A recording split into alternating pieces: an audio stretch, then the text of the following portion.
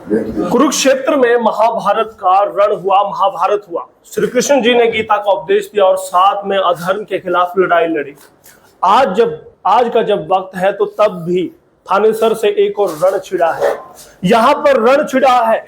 और कुमार विश्वास जी ने कहा था कि चलो द्रौपदी शस्त्र उठा लो, अब कान्हा नहीं आएंगे। और इस पंक्ति को चरितार्थ कर दिया है कृष्ण बजाज जी ने।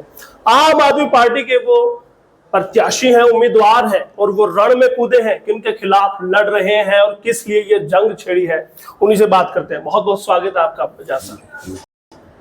बजाज साहब चुनाव में कूदे हैं, क्या वजह है कि आपको खुद उतरना पड़ा, किसके खिलाफ लड़ रहे हैं?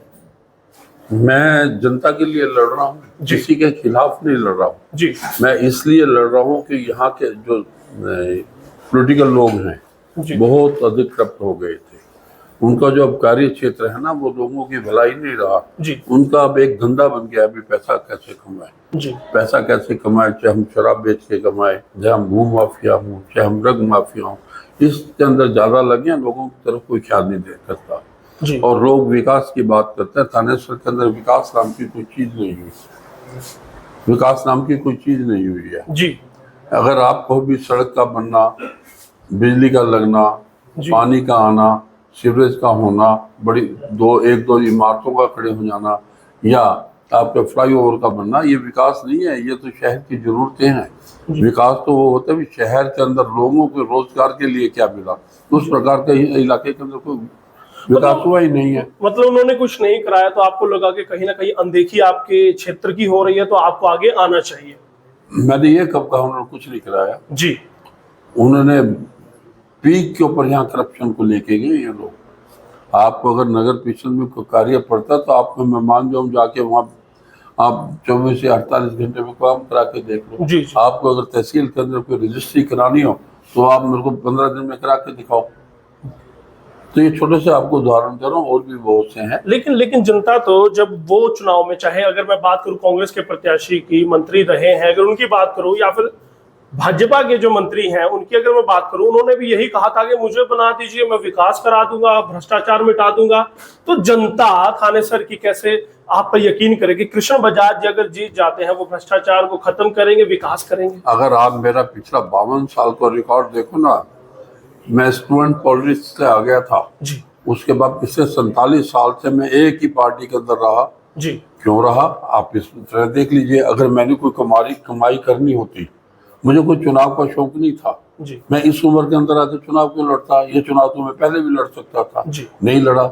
इस वक्त इस शहर को एक अच्छे पॉलिटिशियन की जरूरत है, क्योंकि आपने एक बात देखी होगी, पिछले 25-30 साल से एक गेंद उसके देता है वो दूसरे। यानी जनता को फुटबॉल बना दिया, एक बार वो ठोकर मारते हैं दूसरे के पाले में और दूसरा ठोकर मारता है। एक और बात सुनो, जब एक चुनाव के अंदर वो गलत है आज से 10 साल पहले, तो दूसरे में कैसे ठीक हो जाएगा आप बताइए? और उसने आज तक किया ही क्या? बिल्कुल। आप अब एक बात देखिए, जितने भी लोग इस शहर के अंदर 60 या 70 परिवार ऐसे हैं, जब भी कोई सरकार उनको बदलती नजर आएगी, इधर से उधर से इधर छलांग मारते हैं। वो क्यों छलांग मारते हैं? सिर्फ उनका एक काम है, उन्होंने धंधा करना है, पैसा कमाना है, कैसे पैसा कमाए, उनके लिए कोई विचारधारा कुछ नहीं है, सिर्फ उनके लिए पैसा ही सर्वोपरि है। चलिए थानेसर की जनता अगर आप पर विश्वास जताती है, आपको विधायक बनाती है, तो यहाँ से प्रायोरिटी पे कौन कौन से ऐसे काम है, गिनती के कौन से ऐसे काम है जो आप कराना चाहेंगे? सबसे पहले देखिए, यहाँ एक ही समस्या सॉल्व हो जाए ना, उससे सब कुछ हो जाएगा जी।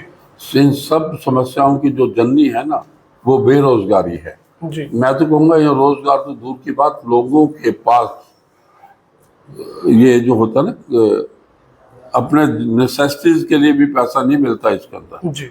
ये रोजगार रोजमर्रा की जरूरतें भी पूरी नहीं हो सकती जी।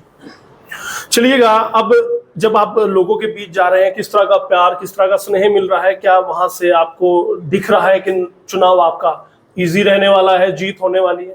देखो, जीतूंगा तो मैं 100% जी। हार मैं सकता नहीं, उसके दो कारण हैं जी।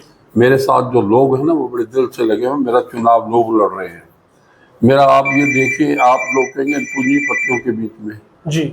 मेरे लिए पूंजीपति कुछ नहीं है, मेरी पूंजी तो असली लोग हैं जो मेरे साथ खड़े हैं और दिल से खड़े हैं। मैं एक बात फिर आपको कहूंगा, मैं 100% इसलिए लड़ूंगा, जो लोग मेरे साथ हैं वो दिल से, उन्हें किसी पैसे से कोई सरोकार नहीं, किसी शराब से कोई सरोकार नहीं, वो किसी प्रकार का गलत काम नहीं करते जो मेरे साथ के साथी हैं, ना ही मेरे परिवार में आज तक किसी ने गलत काम किया। जी जी, कृष्ण बजाज जी जीत रहे हैं, 100% जीत रहे हैं, लेकिन क्या आम आदमी पार्टी की, केजरीवाल की सरकार हरियाणा में बन रही है? देखो, मैं अगर जीत रहा हूँ तो मेरी तरह और भी जीतेंगे, जी, क्यों नहीं जीतेंगे?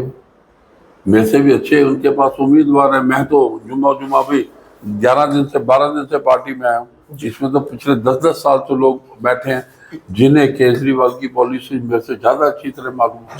पंजाब मॉडल और दिल्ली मॉडल का कितना फायदा हरियाणा में मिल रहा है कैंपेनिंग के दौरान? मुझे तो लग रहा है बहुत फायदा मिल रहा है। ये लोगों के पास दिल्ली से फोन आते हैं, उधर से पंजाब से फोन आते हैं, दोनों के बीच में हम बैठे हैं, उसका भी फायदा तो उसका मिलेगा। फायदा है। निश्चिंत है जीत को लेकर? 100%। कुछ कहना चाहेंगे थानेसर की जनता को, अपने वोटरों को? मैं थानेसर की जनता को एक बात कहना चाहूंगा, वे देशभक्त रहे और देश के लिए सोचे, इंसानियत के लिए सोचे। चुनाव आएंगे और चले जाएंगे, इनके अंदर ऐसा मत कहे कि हमारा आपस में प्यार चला जाए। धन्यवाद। चलिए, बहुत बहुत धन्यवाद कंचन टीवी से बात करने के लिए।